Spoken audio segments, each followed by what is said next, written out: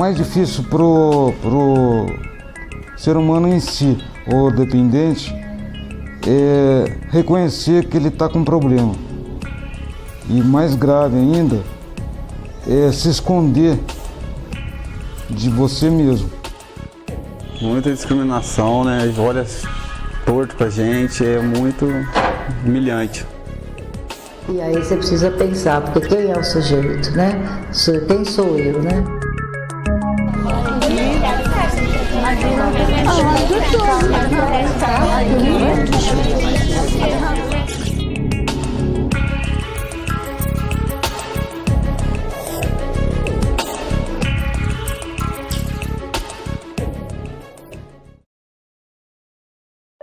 Droga é toda substância que altera o sistema central, que modifica a maneira de eu sentir, né? A maneira de eu sentir. Aí a gente sempre pergunta, por que as pessoas usam drogas? É porque ela age na área do prazer, né? Na área da recompensa. O paciente vicia em droga que gera prazer. Então tem ali, age no sistema de recompensa do paciente. Então assim, pode ser tanto as drogas de abuso ilícitas, né? Maconha, cocaína, crack, enfim. Ou as drogas lícitas, que são os remédios que a gente mesmo passa, os psicotrópicos, né? Os famosos tarja preta, que é muito veiculado, cigarro e bebida. Então é muito interessante quando a gente fala, a droga mata, e que o usuário fala, você é maluca. Né? Porque eu me sinto super bem, eu fico mais tranquilo, eu fico menos ansioso, e isso é real, né? Nos primeiros anos, porque ela demora um pouco, né? Alguns anos aí para começar a mostrar a sua face real, né? Que são as consequências.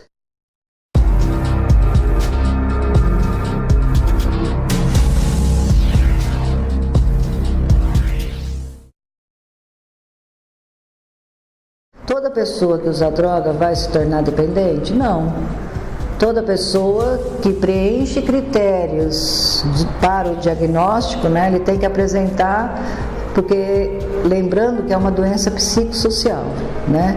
Então ela precisa preencher critérios. Ela pode ter uma característica genética, mas só isso não basta.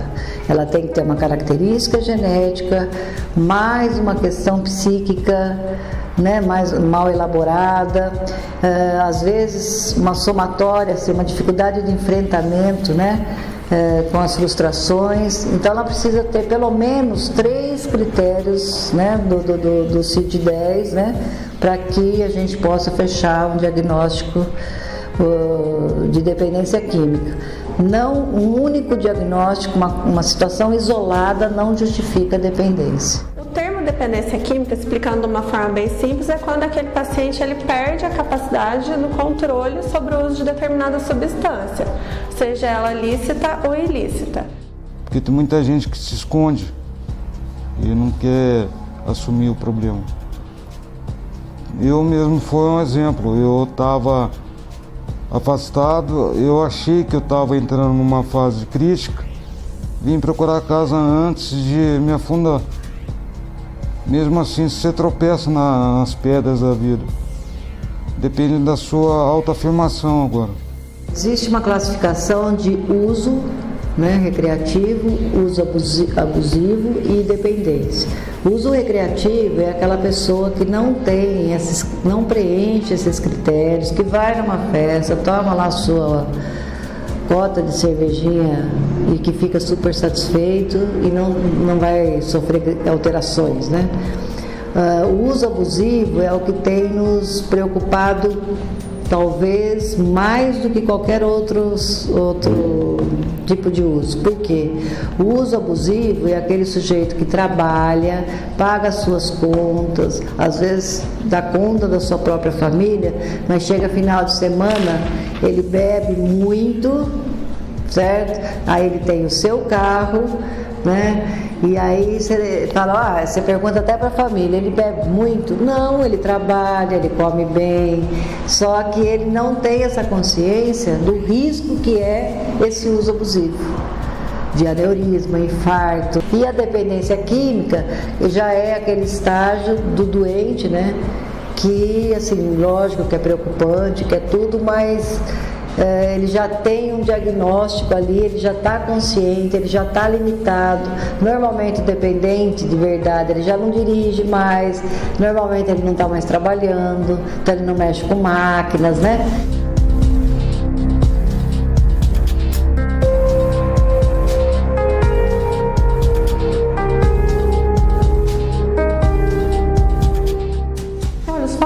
A gente tem vários, né? Não dá para definir um só, que é só a questão orgânica ou que é só uma questão social, é uma junção de fatores.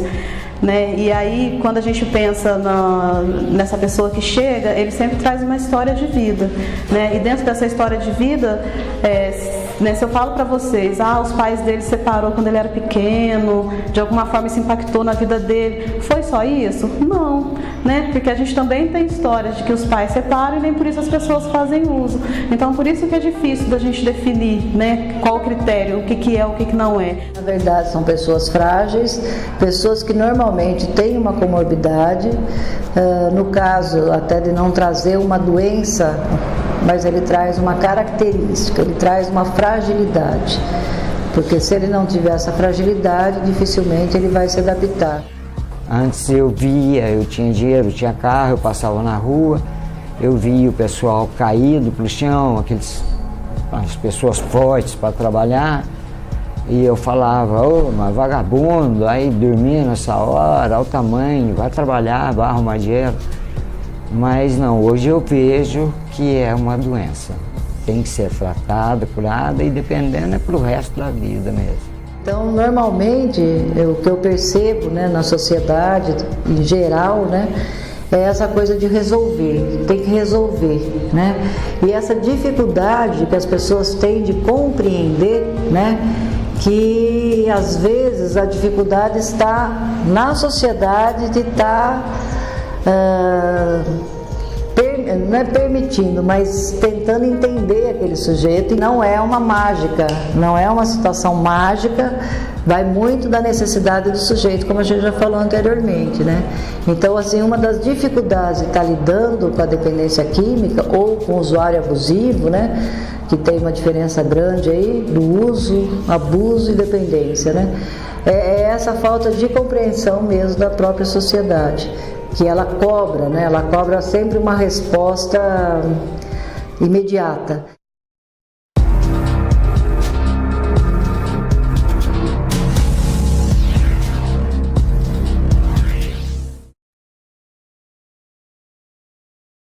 As consequências são as piores, né? Porque quando você se torna dependente, é bastante complicado você sair desse processo vicioso, né? Desse círculo vicioso. Então, aquelas questões dos padrões, aquilo que a gente considera dentro de uma normalidade, né? Que seria estudar, trabalhar, essa questão afetiva em relação à família, o respeito, isso aí vai ficando meio que sem valor. E as consequências de doença, né, que traz uma série de problemas e muitas dificuldades, muitas limitações. E aí, né, problema físico, psíquico e social, né? Então, resumindo, seria essas as consequências. Ele acaba tendo prejuízo nessas três áreas, né? Às vezes rompimento do vínculo familiar e tudo mais.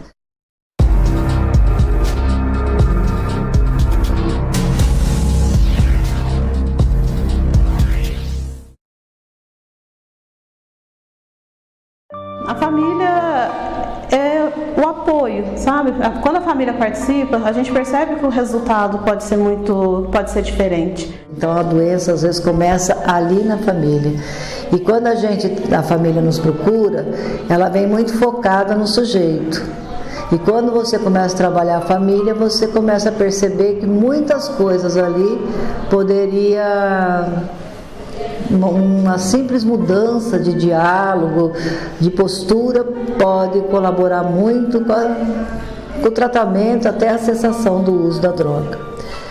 Então a família é fundamental, até porque é ali que começa tudo. Eu acho que a prevenção ela vem da questão familiar. A primeira etapa da criança é a família, a segunda é a escola.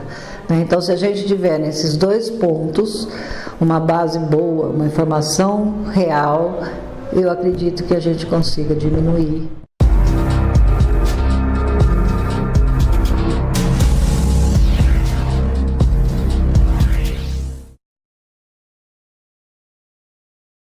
O vício em drogas fez um morador de Brasília transformar a própria casa em ponto de tráfico e consumo de entorpecentes.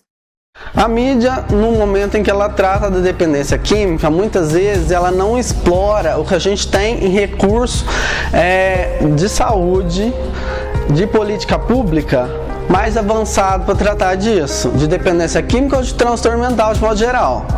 Então a gente vê muitas coisas caricatas, algo que choca. Um motorista atropelou e matou 2 pessoas na zona leste de São Paulo. Segundo a polícia, o assassino estava bêbado e drogado. A mídia ela traz uma sensação de...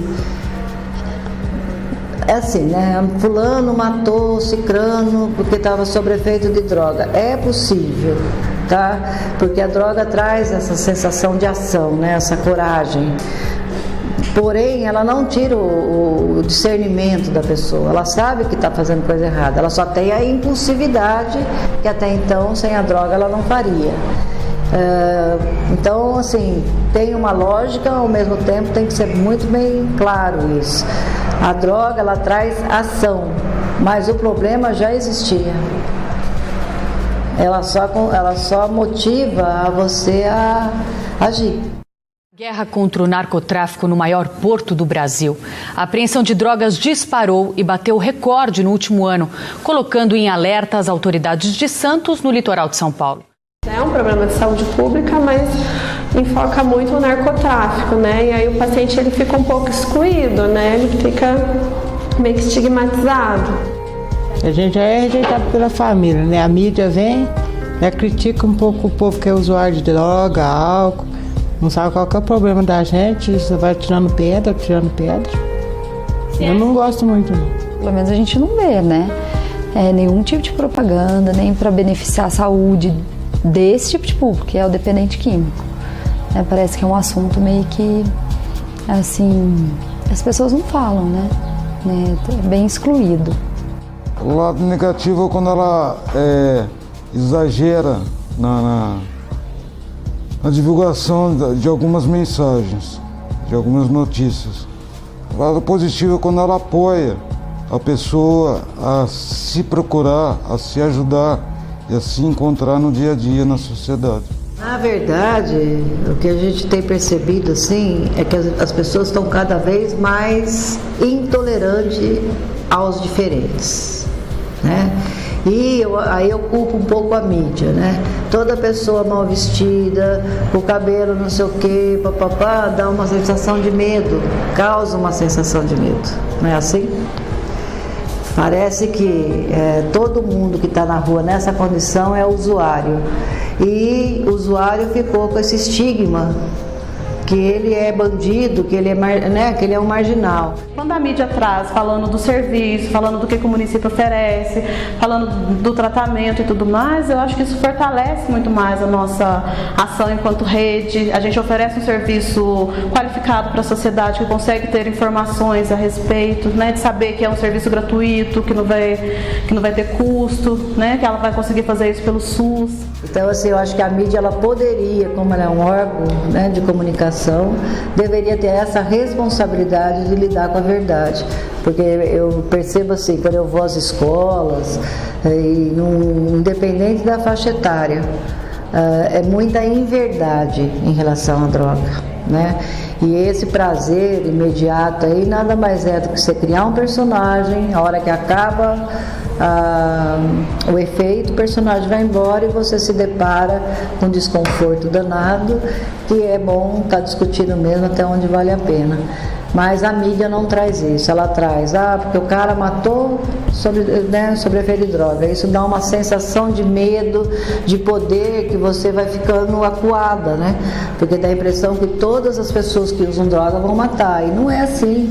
Eu acho que tinha que ser mais divulgado, que existe tratamento, que não é só uma questão de caráter, não é só uma questão de violência, que é um problema sim de saúde e está muito perto da gente, né?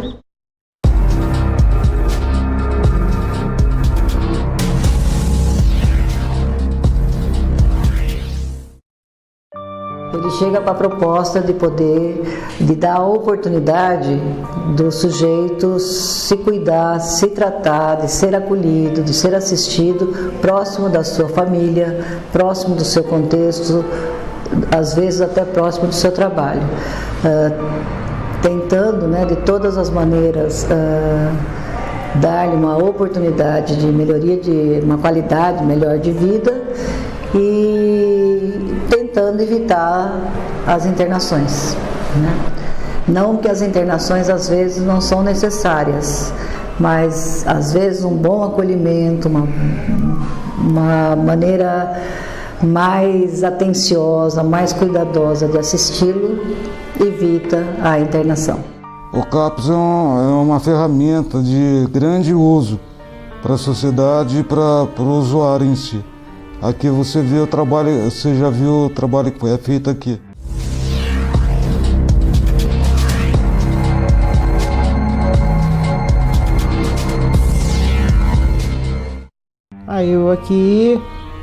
Eu vou falar a verdade, eu cheguei aqui uma mendiga, certo? Eu cheguei uma mendiga, que eu estava morta, e eu fui encolhido de braço aberto, sabe?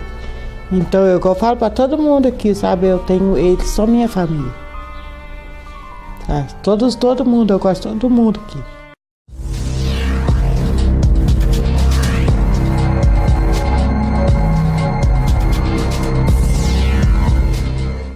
Geralmente a higiene deles vem um pouco precária, né? O autocuidado é um pouco prejudicado. Então a gente aqui, enquanto técnicos de enfermagem, a gente trabalha com eles nesse aspecto.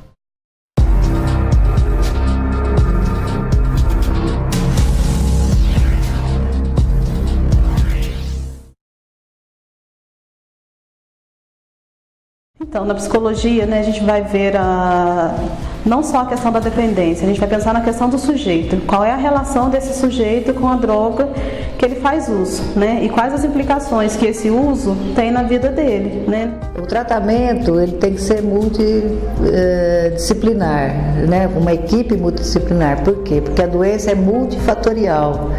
Ela envolve saúde física, psíquica e a questão social. Então, se eu não tiver essa parceria, né, a questão da intersetoriedade, eu não consigo trabalhar. Sempre vem para uma primeira avaliação psiquiátrica. Em geral, quando o paciente chega, a gente precisa avaliar o paciente como um todo. A gente precisa saber especificamente a idade do início da droga, quais são as drogas que o paciente usa, qual é o padrão de uso daquela droga. Eu sempre falo, né, depende até mais de vocês, né, do que eu enquanto profissional. Enquanto profissional eu vou acolher, vou escutar e a gente vai traçar essas estratégias juntos, mas quem vai colocar em ação mesmo, né, vai ser eles daquele portão para fora. Então esse, eu acredito que é o principal trabalho nosso da psicologia, né, do serviço aqui, é essa acolhida, essa escuta, uma escuta que leve em consideração aquilo que ele quer e não aquilo que a família quer, que a sociedade, que as outras pessoas querem, né?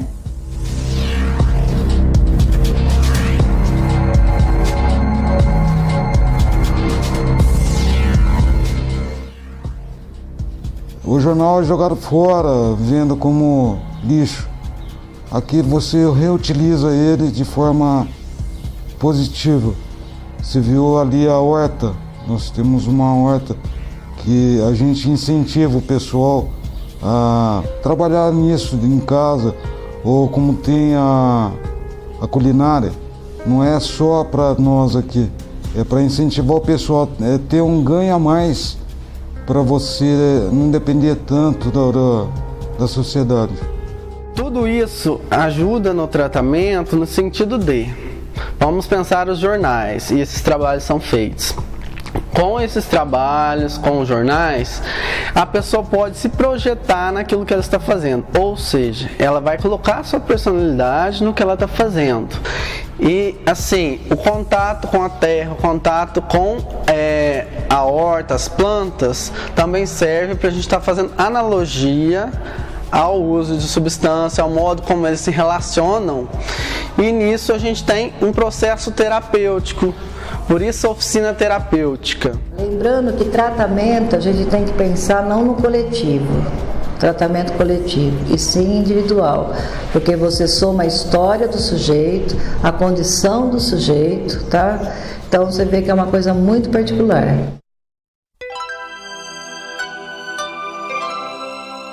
Aí eu vim pra cá, foi onde eu tive a felicidade de estar até hoje, graças a Deus. Para mim está sendo muito bom, está dando resultados, sabe? São muito... Entende o que a gente está passando no momento.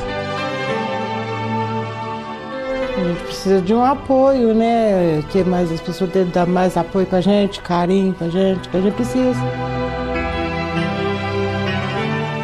No meu caso não era esse, era toda hora, todo dia, a hora que eu quisesse.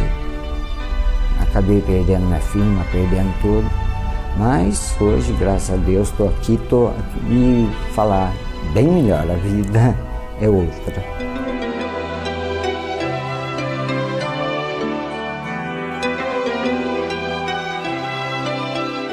O tombo sempre vai ter, para mim, para você, qualquer um, mas se você souber ter informação suficiente, positiva nesse sentido, você vai ter coragem para cair, levantar a cabeça e falar: a vida continua, Deus está aí.